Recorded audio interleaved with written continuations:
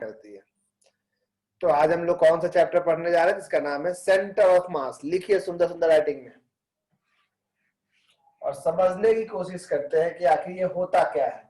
पूरा चैप्टर खत्म हो जाता है और हम लोग को समझ में नहीं आता कि सेंटर ऑफ मास क्या होता है। तो इसलिए आज हम लोग समझने की कोशिश करते हैं कि ये है क्या।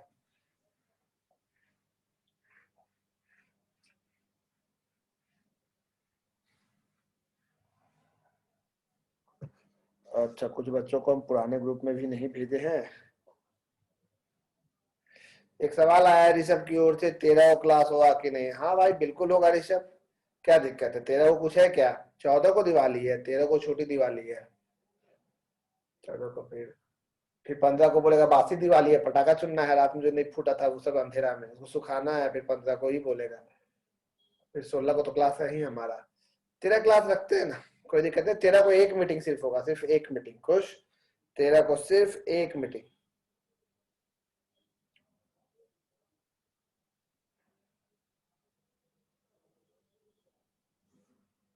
अभी कई लोग को ज्वाइन नहीं कर पाए हैं, 1 मिनट हम रुके हुए हैं।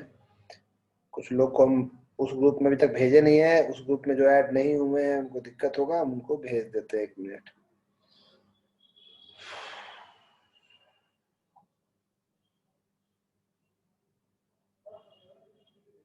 आज भी हम उस ग्रुप में भेज देना, कहीं एक दो गड़बड़ हुआ हुआ तो। हाँ, क्या क्या मैसेज आ रहा है आपका देखे। रिकॉर्डिंग रोक दिए है ना, और रिकॉर्डिंग जितना समझ में आया उतना काफी है आपके लिए। टॉपिक का नाम या चैप्टर भी कह सकते हैं आप इसको, centre of mass. Centre of मास। देखो, सेंटर ऑफ मास को सेंटर ऑफ ग्रेविटी से कंफ्यूज नहीं करना है। एक टर्म सुनने को मिलेगा आपको जिसका नाम है सेंटर ऑफ ग्रेविटी। आप वेट लगाते हो ना, mg। अगर एक पॉइंट ऑब्जेक्ट है तो उसका वेट आप सीधे लगा दोगे, लेकिन अगर ऑब्जेक्ट कुछ ऐसा है तो आप वेट को एक पॉइंट पे लगाते हो, mg। मतलब आपको ये समझना है कि कोई एक ऐसा पॉइंट हर बॉडी पे होता है जहां पे उसका ग्रेविटी एक्ट करता है, उसका वेट एक्ट करता है, वो होता है सेंटर ऑफ ग्रेविटी। ये एक बॉडी का एक होगा, हर एक बॉडी का एक सेंटर ऑफ ग्रेविटी होता है। लेकिन अभी हम लोग बात कर रहे हैं सेंटर ऑफ मास के ऊपर। सेंटर ऑफ मास किसको कहते हैं ये समझने की कोशिश कीजिए। सेंटर ऑफ मास एक बॉडी का भी हो सकता है, जैसे मेरा एक सेंटर ऑफ मास हो सकता है, इस पेन का एक सेंटर हो सकता है। कौन सा सेंटर, ज्योमेट्रिकल सेंटर क्या सेंटर ऑफ मास है? नहीं, हम ये तो नहीं बोले। ज्योमेट्रिकल सेंटर मतलब अगर ये लेंथ है तो उसका बीचों बीच का जो पॉइंट होगा ये इसका सेंटर होगा ज्योमेट्री के हिसाब से। तो क्या वो सेंटर ऑफ मास है? नहीं। सेंटर ऑफ मास होने के लिए कुछ कंडीशंस है, उस कंडीशंस को जानिए। और ये यहाँ पे थोड़ा कैलकुलस आएगा, थोड़ा यहाँ से आपको रियल फिजिक्स में एंट्री होगा, जहाँ पे हम छोटे छोटे सेक्शंस कट करेंगे। यहाँ पे आपको रोटेशनल मैकेनिक्स से लेके मोमेंट ऑफ इनर्शिया में भी हर जगह पे कैलकुलस थोड़ा यूज होगा। तो यहाँ पे एक्चुअल फिजिक्स अब आने वाला है आपको। अब आप अभी तक आप 9th क्लास में थे, अभी तक वर्क और एनर्जी तक 9th क्लास था। अब 9th क्लास से अब आप 11th में आए हैं। तो असल में इतने दिन से आप पढ़ाई कर रहे थे, ये 9th क्लास था, ये आपका बेस क्लास था। अगर आप आईसीएसई बोर्ड में होंगे तो भी इतना आप जानते होंगे मेरे ख्याल से। अब आप पहली बार थोड़ा ऊपर आ रहे हैं, ठीक है। तो इसको ध्यान से समझना है, सुनना है, तो कंफ्यूजन क्रिएट होगा। तो हम लोग बात करने जा रहे हैं सेंटर ऑफ मास के ऊपर। सेंटर ऑफ मास कहते किसको है? तो सेंटर ऑफ मास किसको कहते हैं इसको जानने से पहले, एक बॉडी का भी सेंटर ऑफ मास हो सकता है। जैसे अब इस डस्टर का भी सेंटर ऑफ मास होगा कहीं ना कहीं, इस पेन का भी सेंटर ऑफ मास होगा। और मान लो अगर हम ये 2 पेन रखे हैं तो इन दोनों का भी कहीं ना कहीं सेंटर ऑफ मास होगा। सेंटर ऑफ मास एक बॉडी का हो सकता है। अगर आपके घर में 5 लोग हैं अभी आसपास, आप पांचों का एक सेंटर ऑफ मास होगा। वो सेंटर ऑफ मास हो सकता है किसी एक बॉडी के ऊपर हो जाए या किसी की भी बॉडी के ऊपर ना हो। मतलब किसी बॉडी का सेंटर ऑफ मास हो सकता है उसके उसी पे लाई करे, या हो सकता है उस पे लाई ना करे, ऐसा भी हो सकता है।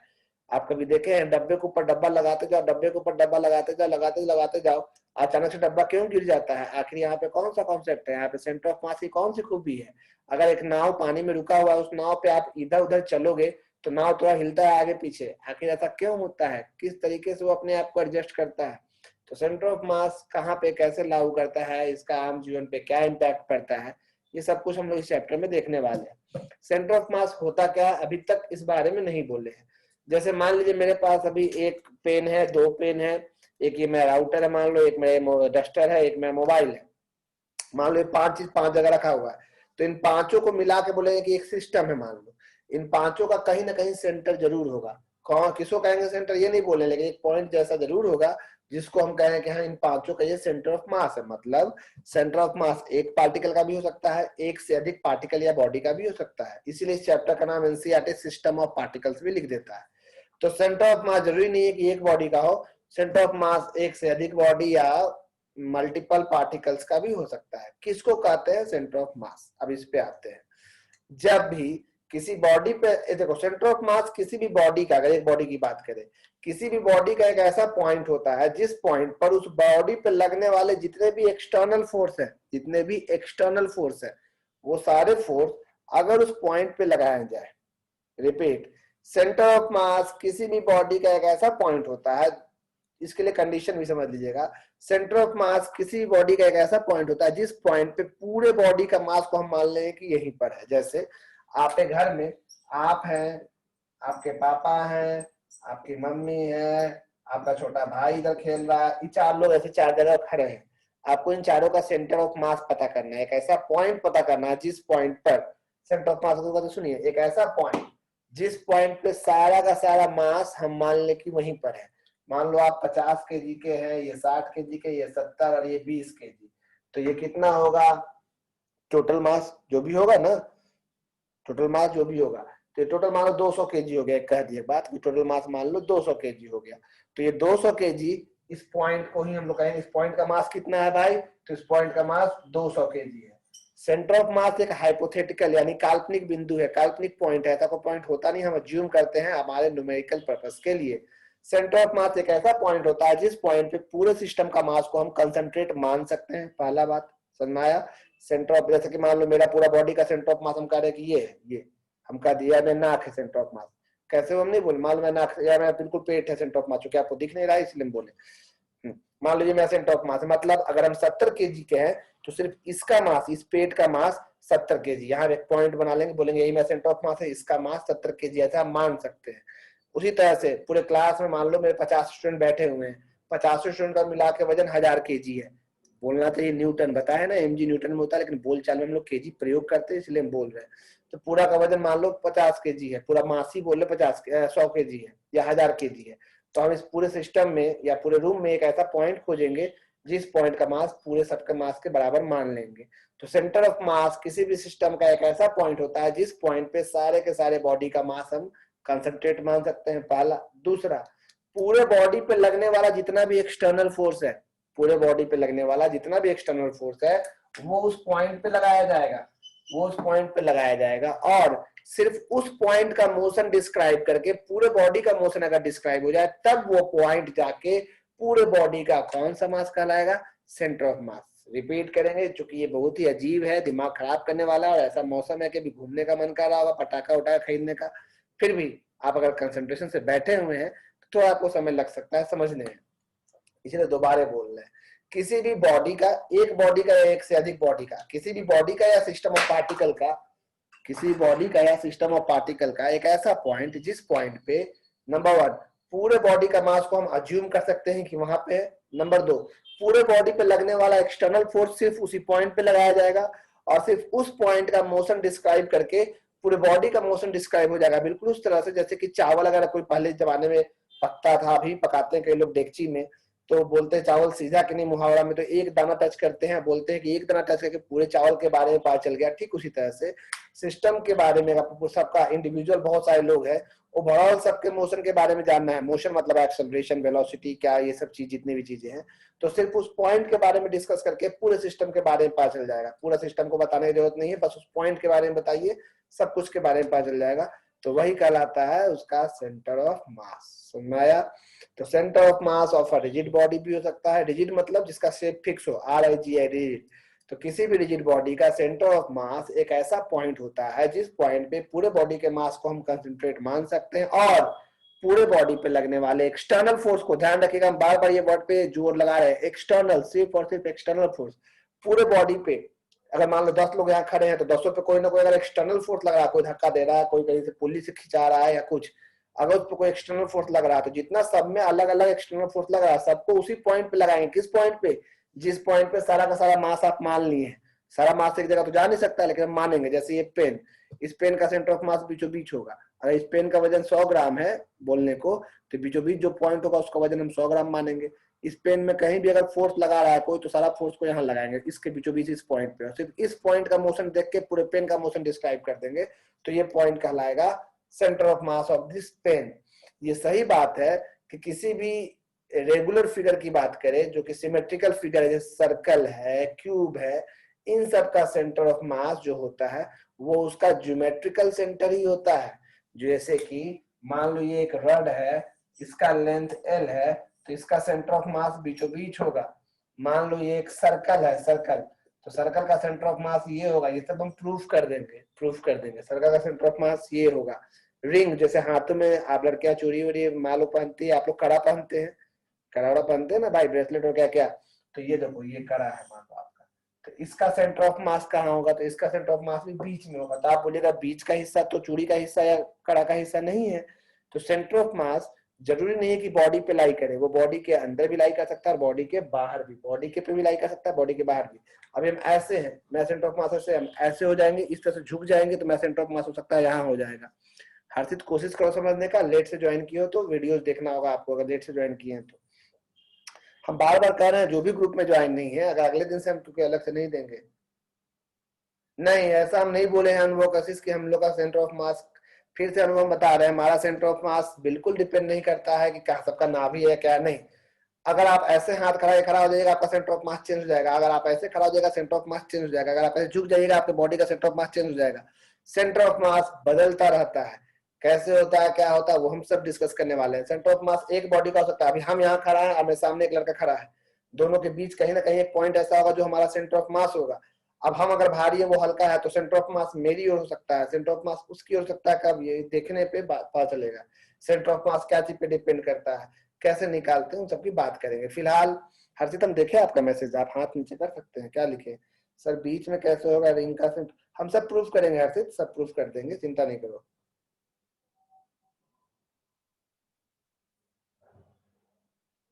हम सेंटर ऑफ मास एक कोऑर्डिनेट होता है, सेंटर ऑफ मास मतलब पोजीशन बता रहे हैं, इसमें हम सेंटर ऑफ ग्रेविटी, अभी आप लगता है शुरू से क्लास नहीं किए क्या आप लोग, हम बोले सेंटर ऑफ ग्रेविटी से कंफ्यूज नहीं होना है, ठीक है। मच्छर काट रहा है, दिवाली नहीं मना रहा है, हम नहा के आते हैं आज, लेकिन लेट से हम बाहर निकले हुए इसलिए मच्छर काट रहा हो कहीं कि भाई तुम गंदे हो क्या हो मार्केट से। हाँ। तो सेंटर ऑफ मास क्या होता है ये समझने की कोशिश कीजिए आप लोग, जो दिवाली में इतने मशगूल हैं कुछ लोग, थोड़ा सा दिमाग लगाइए यहाँ पे, अदरवाइज समय पार हो जाएगा और फिर आप अपने जीवन में आग लगाइएगा, जीवन में मस्त होता है, लगाइए आग। जो नहीं पढ़ रहे हैं बी क्लास में, रेगुलर नहीं है, घर में नहीं पढ़ाई करते, सीधे मुंह उठा के लास्ट क्लास पढ़े थे और मुंह उठा के आज सीधे आ गए, इस 2 दिन में वो कुछ भी नहीं पढ़ाई किए, कॉलेजन पे कुछ ट्राई नहीं किया, कुछ नहीं किया। वैसे लोग अपने मन में बोलिएगा, घर वाले को मत देखिए, अपने आप को देखिए, क्योंकि ये आपने ईयरफोन लगाया, घर वाले कहाँ से आपको देखेंगे। थोड़ा शर्म करो, डूब मरो कहीं पे जाके, सिर्फ नाक में पानी लो, ऐसे करके मरना नहीं है, थोड़ा खराब लगे तुमको। अगर इसमें से बता सकते हैं कि हम बता दे रहे हैं, अभी 44 लोग हैं मान लो, इसमें से आराम से 40 लोग ऐसे होंगे जो 2 दिन में कुछ नहीं पढ़े होंगे फिजिक्स का जो हम पढ़ा रहे हैं। बहाना उनके पास बहुत होगा अपने आप की संतुष्टि के लिए। पहला बहाना, हम तो पीछे का देख रहे हैं, अभी पीछे का तैयारी कर रहे हैं। दूसरा बहाना, अभी हमको केमिस्ट्री और बायो और मैथ्स का लोड है, ऐसा कुछ होगा आपके पास। लेकिन जान लीजिए आपसे बड़ा बेशर्म आदमी कोई नहीं है अगर आप 2 दिन में नहीं पढ़ाई किए, चाहे वो लड़का हो चाहे लड़की, आपको धरती पर रहने का कोई हक नहीं। लेकिन रहिएगा जरूर, नहीं तो सुसाइड नोट में मेरा नाम लेके मत निकल जाइएगा। हम बता दिए कि आप बहुत खत्म किस्म के इंसान है अगर आप 2 दिन में नहीं पढ़ाई किए हैं तो, दिवाली दशहरा और छठ मानते हैं तो मानिए। हाँ खैर, हमको सब बोलना नहीं है, हम तो बिजनेसमैन है, पढ़ाते हैं, 2 रुपए कमाते हैं, हम क्यों अपने ग्राहक के प्रति ऐसी बात बोले, आप देवता तुल्य हैं, मत पढ़िए। तो सेंटर ऑफ मास का डेफिनेशन क्या जाएगा, सेंटर ऑफ मास किसी भी, हम सॉरी आपको ज्यादा बोल गए, ये तो बहुत कम बोले हैं नालायक सब, अभी तो 2-3 को बात और बोलेंगे।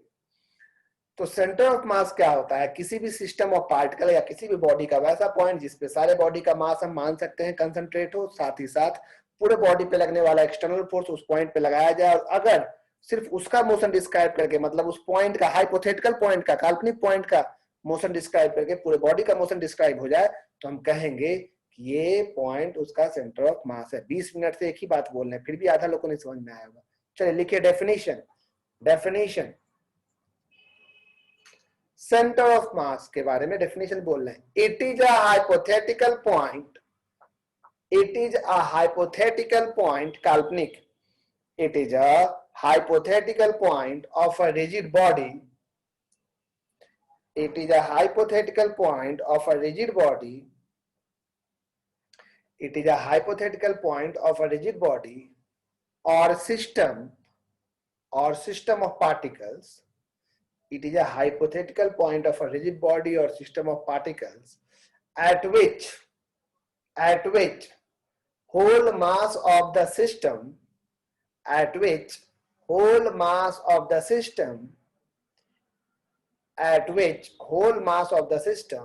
is supposed to be concentrated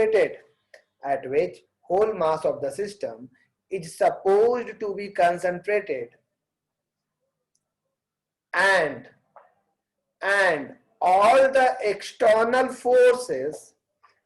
all the external forces acting on the system and all the external में underline कीजिएगा and all the external forces acting on the system is applied at that point external forces are applied at that point forces बोले हम are applied at that point such that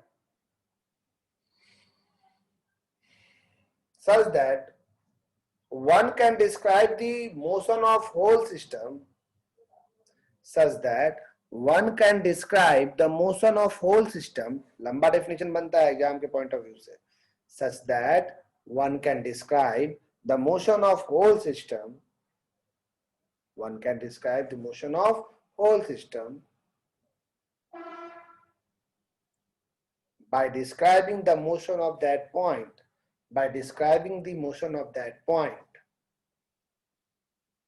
by describing the motion of that point repeat करते हैं it is the hypothetical point of a system or of a body or system of particles such that the whole mass of the system is supposed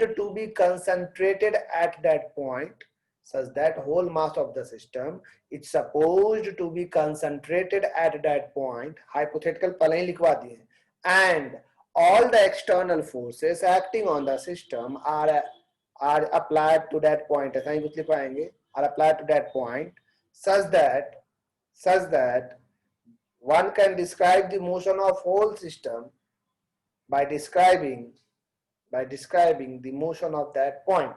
ठीक है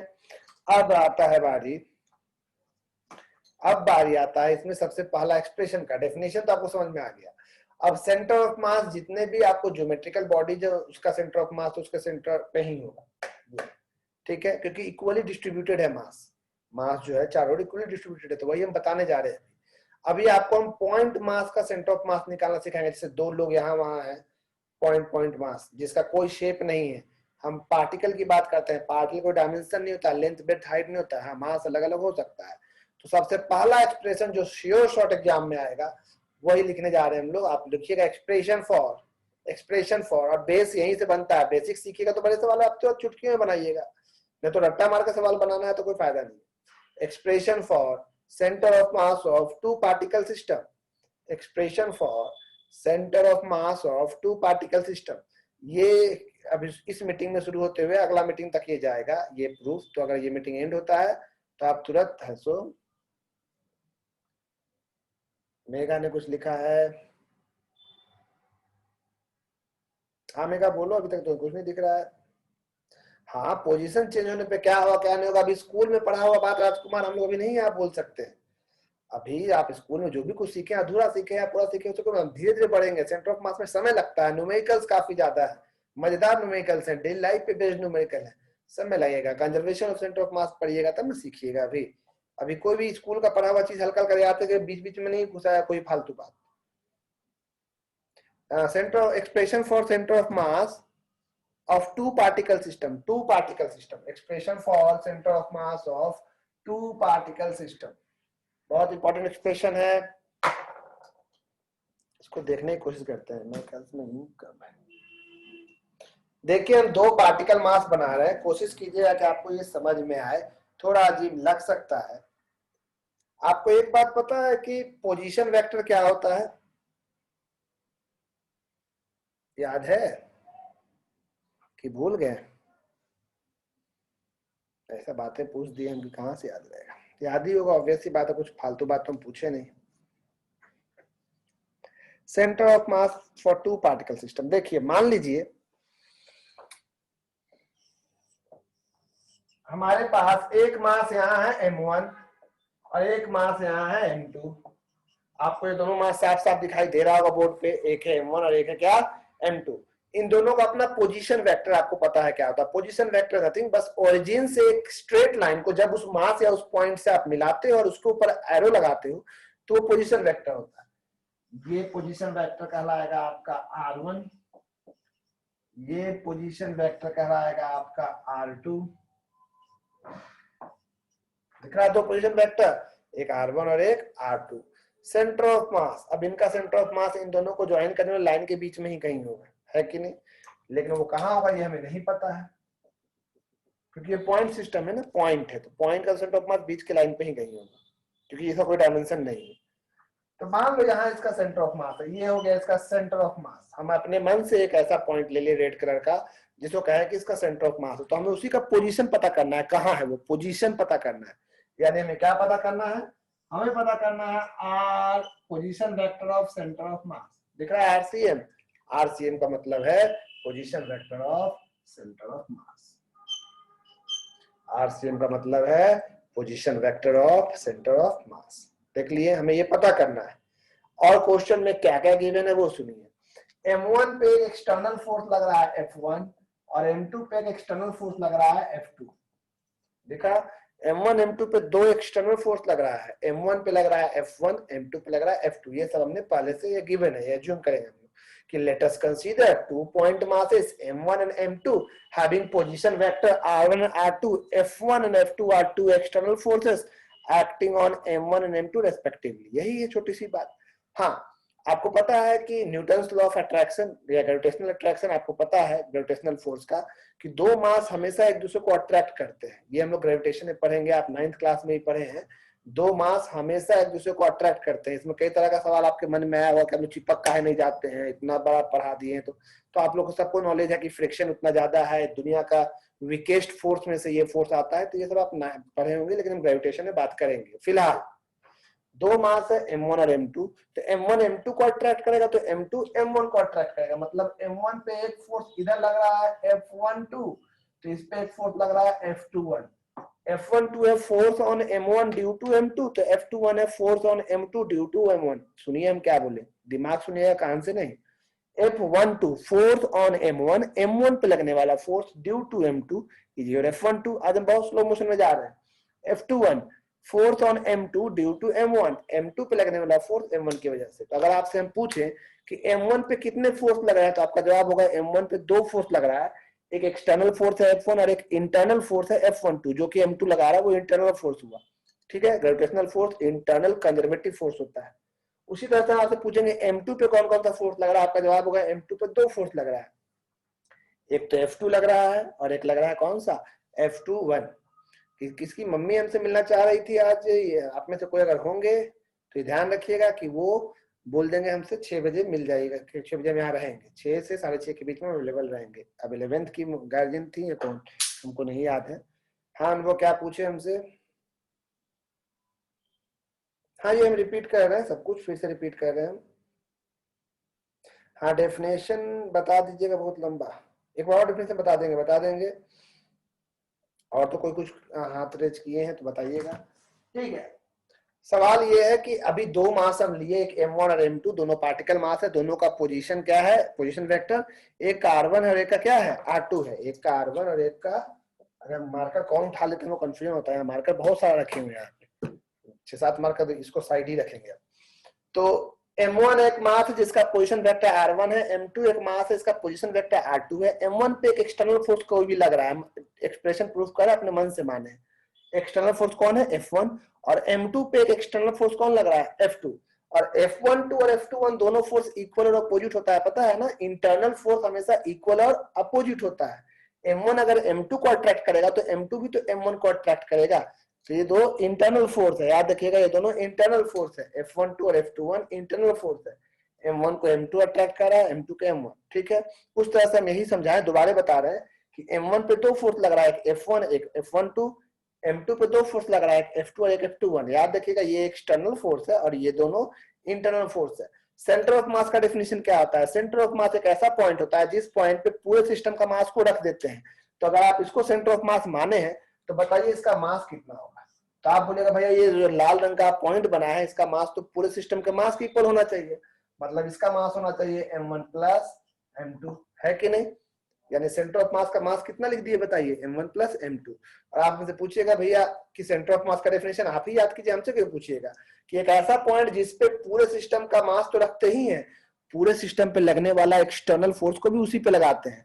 तो ये सब vector में है, अभी चिंता मत कीजिएगा, डायरेक्शन ये सबका अभी सब वेक्टर में है। तो पूरे सिस्टम पे जितने भी एक्सटर्नल फोर्स लग रहे हैं उसको यहाँ लगाइए। तो पूरे सिस्टम में सिर्फ दो ही एक्सटर्नल फोर्स लग रहे हैं, एक F1 लग रहा है, कौन लग रहा है F2। सिर्फ दो एक्सटर्नल फोर्स लग रहा है, F1 और कौन लग रहा है F2, दिख रहा है। अब हम यहाँ पे इक्वेशन ऑफ, यहाँ तक कोई दिक्कत नहीं है, हमें क्या पता करना है, RCM। अब यह ध्यान रखिएगा कि मीटिंग एंड हो जाएगा 5 मिनट में, तो बोलते बोलते एंड हो जाएगा। आप तुरंत सेकंड मीटिंग ज्वाइन कीजिएगा। एक्सप्रेशन थोड़ा सा ही है, ज्यादा लंबा नहीं, लेकिन बोर्ड में पक्का आएगा। देखिएगा, equation of motion, equation of motion force is equal to mass into acceleration को कहते हैं।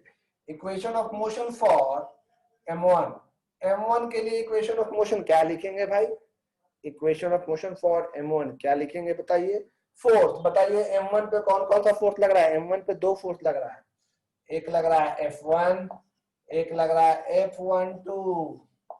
Force is equal to mass m1 acceleration a1। मान लो एक्सेलरेशन a1, आपको पता है एक्सेलरेशन का फॉर्मूला क्या होता है, आपको बताते हैं। एक्सेलरेशन आप सब जानते हैं dv बाई dt होता है, और आपको ये पता है कि v is equal to dr by dt होता है, ये सुने होंगे आप, rate of change position factor velocity. तो अगर v की जगह ये पुट कर दे तो a की जगह आप सीधे क्या लिख सकते हैं, दो बार differentiation d2r by dt square. नहीं समझ में आया, ये पहले से आप जानते होंगे। r मतलब पोजीशन, डिस्टेंस, डिस्टेंस को एक बार डिफरेंशिएट किया तो वेलोसिटी मिलेगा, और एक बार और डिफरेंशिएट किया तब मिलेगा एक्सेलरेशन। इन शॉर्ट r को कितनी बार डिफरेंशिएट करना है, दो बार। तो इसलिए लिखने का तरीका होता है एक्सेलरेशन को direct d2r by dt square. तो इसी तरह से यहाँ जो आपने लिखा F1 plus F12 is equal to M1, A1 तो नहीं है लेकिन हाँ इसका पोजीशन वेक्टर अगर R1 है तो कैसे लिख सकते हो, d2r1 बाई dt स्क्वायर। अच्छा, अब इसमें लैंग्वेज लिखना होगा शुरुआत में एग्जाम में, क्या लैंग्वेज हम रिपीट कर रहे हैं, आपको ये खुद से लिखना है, ये हम नहीं लिखवाएंगे। Let us consider 2 point masses m1 and m2, let us consider 2 point masses m1 and m2, ऊपर में लिखना है, having position vector r1 and r2, ठीक है। let f1 and f2 are two external forces acting on m1 and m2 respectively, f12 and f21 are internal forces, ठीक है। let rcm is the position vector of center of mass, बस इतना ही लिखना है। Equation of motion जैसे आपने m1 का लिखा उसी तरह से फॉर m2 के लिए यही इक्वेशन क्या बनेगा, m2 में दो फोर्स लग रहा है, कौन कौन, F2 plus F21 is equal to m2 into d2 r1 की जगह लिखेंगे r2 बाई में dt स्क्वायर। और अगर आपको हम बोले कि इन दोनों को जोड़ दो, इन दोनों को जोड़ दो, तो अगर जोड़ोगे तो इक्वेशन 1 प्लस 2 करोगे तो F1 plus F12 plus F2 plus F21 is equal to, दोनों को जोड़ने पे क्या बचेगा बताओ, M1 d2 r1 by dt square plus M2 d2 r2 by dt square. आपको पता है ना कि इक्वल और अपोजिट फोर्स होते हैं इंटरनल फोर्स, यानी F12 और F21 कैंसिल हो जाएगा। क्यों कैंसिल हो जाएगा, क्योंकि F12 जो होता है वो माइनस ऑफ F21 होता है, इक्वल अपोजिट। तो आपके पास क्या बचा, फाइनल बचा F1 plus F2 is equal to, देखो d2 by dt square common निकाल देंगे तो बचेगा m1 r1 plus m2 r2, बात तो वही है ना, अरे यही वाला है, मास तो कांस्टेंट होता है, अंदर ले गए, मास कांस्टेंट था, कोई अंतर तो ही पड़ा, ठीक है। Equation number 3। अब आप लोग का ये मीटिंग एंड करेंगे हम, नया मीटिंग है, इक्वेशन नंबर 4 बता के एक लाइन का और है, खत्म हो जाएगा एक्सप्लेन, समझिएगा। मेन तो सेकंड मीटिंग है, इसका यूज इसका सब चीज वही है, ज्यादा नहीं पकाएंगे आपको, हम 5 बजते ही छुट्टी कर देंगे आज। लेकिन आज आपको पहला मीटिंग लेट कम ही पढ़ा पाए क्योंकि बातचीत करने लग गए ना आपसे। चलिए हम इसका फोटो यहाँ तक का भेज रहे हैं और तुरंत दूसरा मीटिंग को ज्वाइन कीजिए, ये मीटिंग खत्म होते हैं हम इसका फोटो आपको भेज दे रहे हैं ताकि आप देख सकें।